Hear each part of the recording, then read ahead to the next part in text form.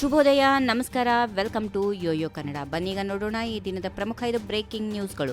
ಶಾಸಕ ಜನಾರ್ದನ್ ರೆಡ್ಡಿ ವಿರುದ್ಧ ವಾಗ್ದಾಳಿ ನಡೆಸಿದ್ದ ಮಾಜಿ ಸಚಿವ ಶ್ರೀರಾಮುಲು ಬಳಿಕ ಬಿಜೆಪಿ ರಾಜ್ಯಾಧ್ಯಕ್ಷ ಬಿವೈ ವಿಜಯೇಂದ್ರ ವಿರುದ್ಧವೂ ಅಸಮಾಧಾನ ಹೊರಹಾಕಿದ್ದರು. ಶ್ರೀರಾಮುಲುಗೆ ಕೇಂದ್ರ ಗೃಹ ಸಚಿವ ಅಮಿತ್ ಶಾ ಕರೆ ಮಾಡಿದ್ದಾರೆ, ದೆಹಲಿಗೆ ಬರುವಂತೆ ಸೂಚನೆ ನೀಡಿದ್ದಾರೆ. ಇದೀಗ ರಾಷ್ಟ್ರೀಯ ನಾಯಕರ ಭೇಟಿ ವಿಚಾರವಾಗಿ ಗದಗ್ನಲ್ಲಿ ಮಾತಾಡಿದ ಶ್ರೀರಾಮುಲು, ದೆಹಲಿಗೆ ಅಪಾಯಿಂಟ್ಮೆಂಟ್ ಕೇಳಿ ಹೋಗಬೇಕು ಅಂತಾನೆ ಇಲ್ಲ, ಅವಕಾಶ ಸಿಕ್ಕಾಗ್ಲೆಲ್ಲ ಹೋಗುತ್ತಾ ಇರುತ್ತೇನೆ, ಮುಂದೇನೋ ಹೋಗುತ್ತೇನೆ, ಎಲ್ಲಾ ವಿಚಾರವನ್ನ ವರಿಷ್ಠರ ಬಳಿ ಹೇಳಿ ಬಯಸುತ್ತೇನೆ. ರಾಮುಲು ಸುಮ್ಮನೆ ಇದ್ರು ಎಂದು ಹೇಳುತ್ತಿದ್ರು, ಇನ್ನು ಮುಂದೆ ಸುಮ್ಮನೆ ಇರೋದಿಲ್ಲ, ಇನ್ನು ಮುಂದೆ ನಾನು ಮಾತಾಡುತ್ತೇನೆ, ಯಾರ ಮುಲಾಜು ಇಲ್ಲದೆ ಮಾತಾಡುತ್ತೇನೆ ಎಂದು ಹೇಳಿದರು.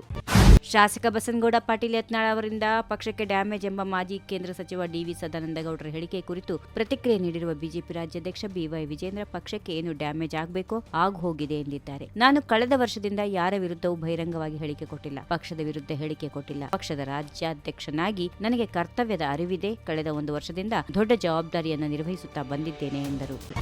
ನವೆಂಬರ್ನಲ್ಲಿ ಸಿಎಂ ಬದಲಾವಣೆ ಆಗುತ್ತಾರೆ ಎಂದು ಹೇಳಿಕೆ ನೀಡಿದ್ದ ವಿಪಕ್ಷ ನಾಯಕ ಆರ್ ಅಶೋಕ್ ಅವರಿಗೆ ಡಿಸಿಎಂ ಡಿಕೆ ಶಿವಕುಮಾರ್ ಟಾಂಗ್ ಕೊಟ್ಟಿದ್ದಾರೆ. ನನಗೂ ಜ್ಯೋತಿಷದ ಬಗ್ಗೆ ಗೊತ್ತಿದೆ. ಆರ್ ಅಶೋಕ್ ಅವರು ಬೋರ್ಡ್ ಯಾವಾಗ ಹಾಕಿಕೊಂಡ್ರೋ ಗೊತ್ತಿಲ್ಲ.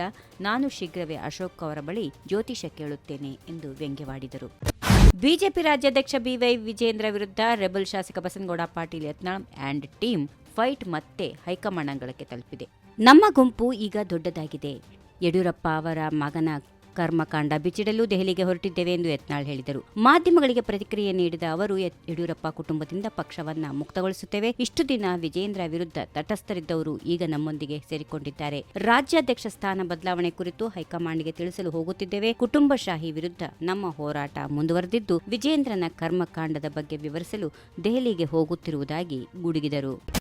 ಈಗಾಗಲೇ ಮೂಡಾ ನಿವೇಶನ ಹಂಚಿಕೆ ಪ್ರಕರಣದಲ್ಲಿ ಸಿಲುಕಿರುವ ಸಿಎಂ ಸಿದ್ದರಾಮಯ್ಯ ಮತ್ತು ಅವರ ಕುಟುಂಬಕ್ಕೆ ಮತ್ತೊಂದು ಸಂಕಷ್ಟ ಎದುರಾಗಿದೆ. ಸಿದ್ದರಾಮಯ್ಯ ಕುಟುಂಬದಿಂದ ಬೇನಾಮಿ ಆಸ್ತಿ ಖರೀದಿಸಲಾಗಿದೆ ಎಂದು ಸಾಮಾಜಿಕ ಕಾರ್ಯಕರ್ತ ಸ್ನೇಹಮಯಿ ಕೃಷ್ಣ ಅವರು ಲೋಕಾಯುಕ್ತಕ್ಕೆ ದೂರು ನೀಡಿದ್ದಾರೆ.